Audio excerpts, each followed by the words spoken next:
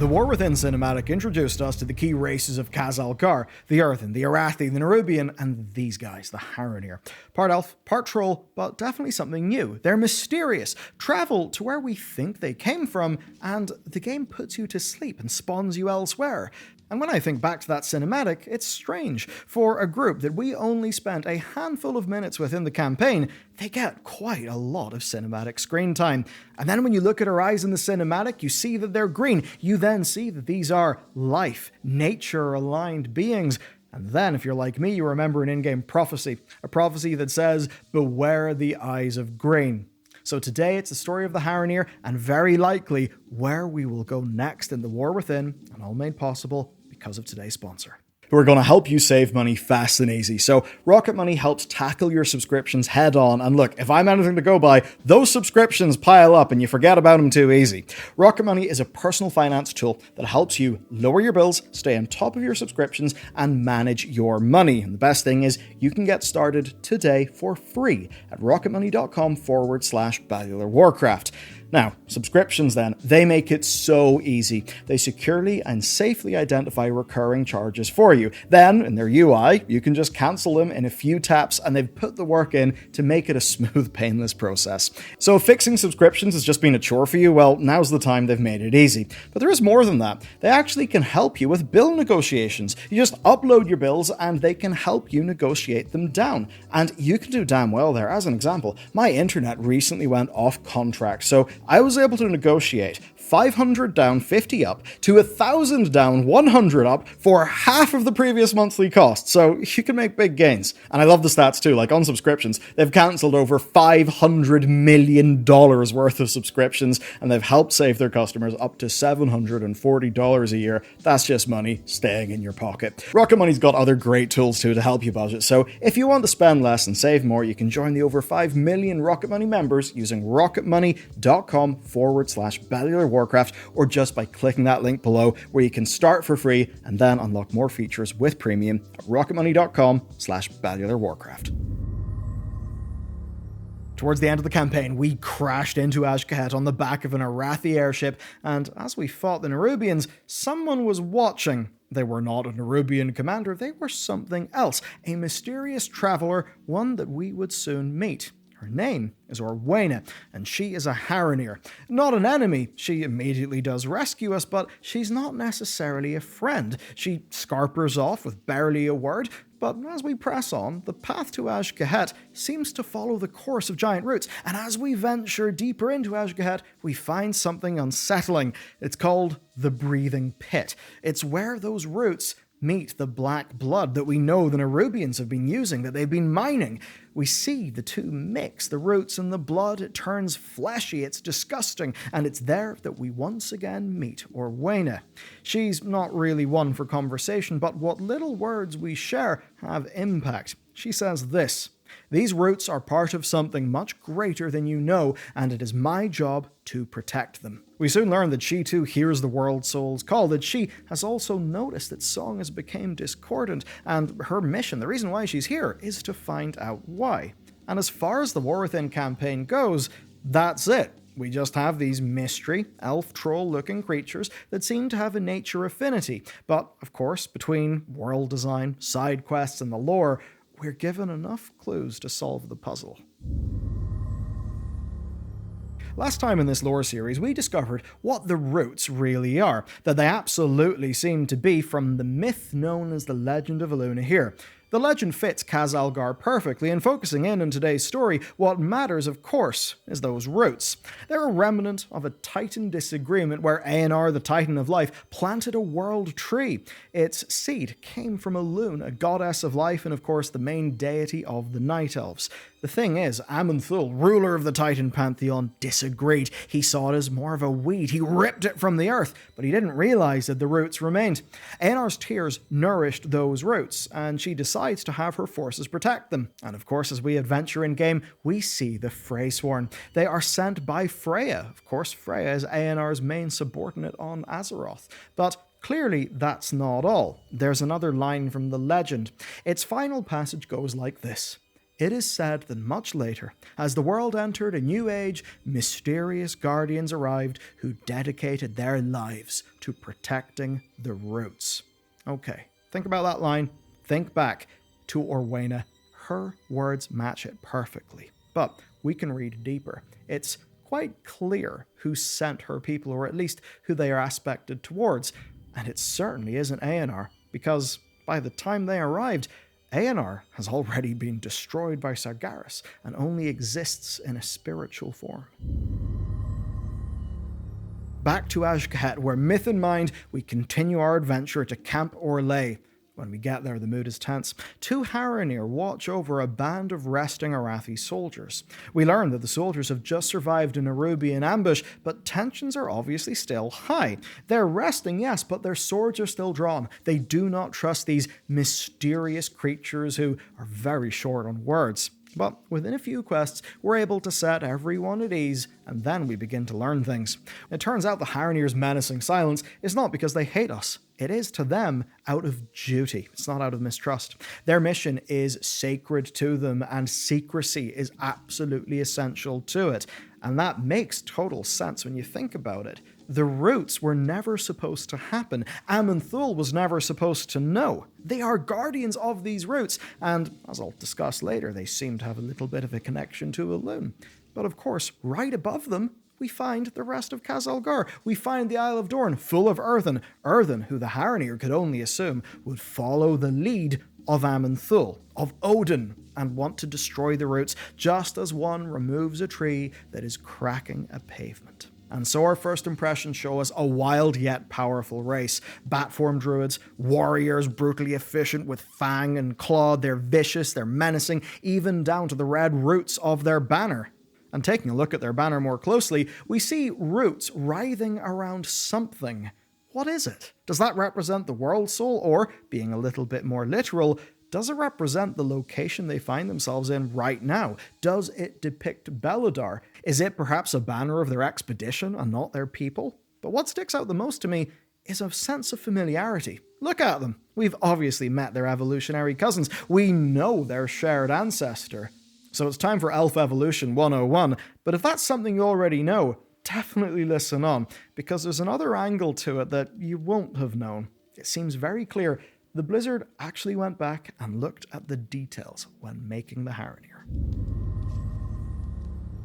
At first glance, the Haranir resemble a mix of troll and night elf with a little touch of the Fae of Ardenweald, and that makes a lot of sense. Let me explain the situation. About 16,000 years ago, trolls reigned supreme in Azeroth, and Azeroth did not look the way it does today. All that we know was one continent, and that continent was called Kalimdor. At the time, Trollkind dominated Azeroth, but that would not last. A spiral of things, actually caused by Xal'atath, led to the Troll-Akir War. It was absolutely brutal, and after the war, Trollkind found itself spread out around the world. And perfectly for our purposes today, we have a map of where they all settled. One tribe of dark trolls we can see settled near the Well of Eternity. Now, the Well was a remnant from the Titans' war against the Old Gods millennia ago, and in reality what it is a wound. It's a wound in the planet, and that means that its waters became imbued with the World Soul's lifeblood.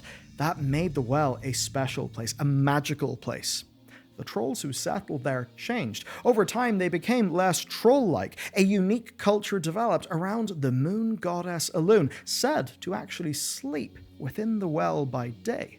And relatively soon, these trolls would become what we today called night elves. And that is the origin of all elf kind on Azeroth. Now the Haranir. The Haranir are new, but we can take a look at them and we can absolutely see that they are of the same lineage. But they're definitely not descended from the Night Elf line. And that's where things make sense.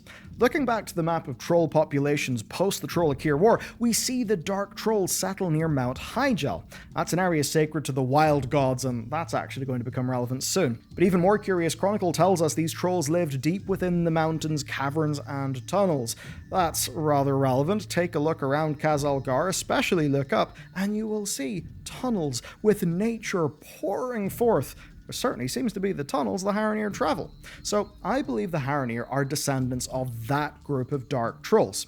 I mean, when the legend of Eluna here tells us that it is said that much later, as the world entered a new age, mysterious guardians arrived who dedicated their lives to protecting the roots, I think it's obviously them, especially because it says, as a new age. That means a fundamentally distinct period of time, not whenever Aenar was able to talk to Freya, which happened unfathomably long ago.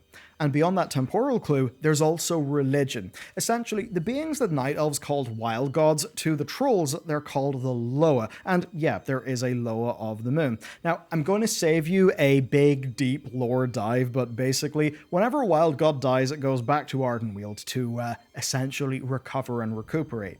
Ardenweald represents the death part of the cycle of life and death. It's ruled by the Winter Queen, and Elune seems to be the Winter Queen's counterpart on the other side of that. And that means that the Wild Gods and co. have all got a fundamental and deep link to Elune. That actually gives us a bit of a link between the Haranir and Elune. Now, if that world tree, Elune here, was planted by Aenar, but the seed was from Elune, and bearing in mind that a seed from Elune recently planted a Mirdrasil in the Dragonflight expansion, then it does make total sense that the Haranir are Elune's forces. It essentially fits their religion, their set of beliefs, and their purpose that would develop from the Loa of the Trolls. And we think about the Loa of the Trolls, they are directly connected to Elune. Again, I will save you the lecture on that, but the point basically is, it seems like there's a solid link between the Haranir and Elune, and if the Haranir are protecting the tree, then they are absolutely, well, doing something that Elune would want.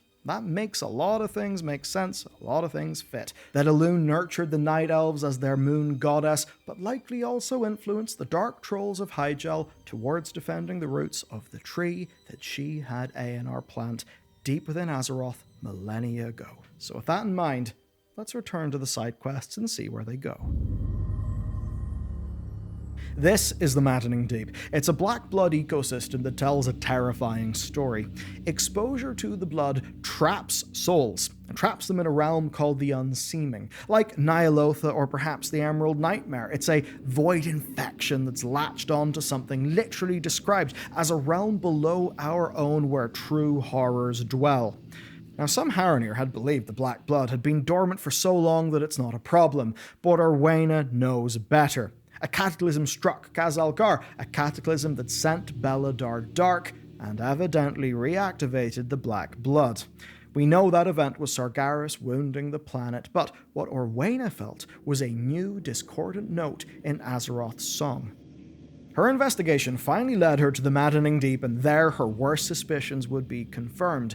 And we'd also find Hanan, another Haranir, but one who, in trying to cover his tracks against Nerubian attention, ended up being covered in black blood. He fled in terror, and we find him in a cave screaming.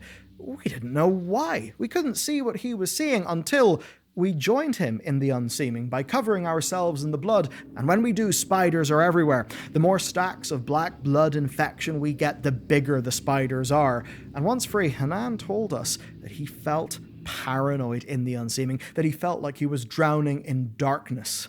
And that's the first hint. The second is Orweyna complained that the black blood gave her a headache and made her confused. The dissonance grew so loud that she could hear nothing else. The dissonance she speaks of is the dissonance in Azeroth's world soul, and it's the point of the Unseeming. So let's step back a second and figure out what we've learned here.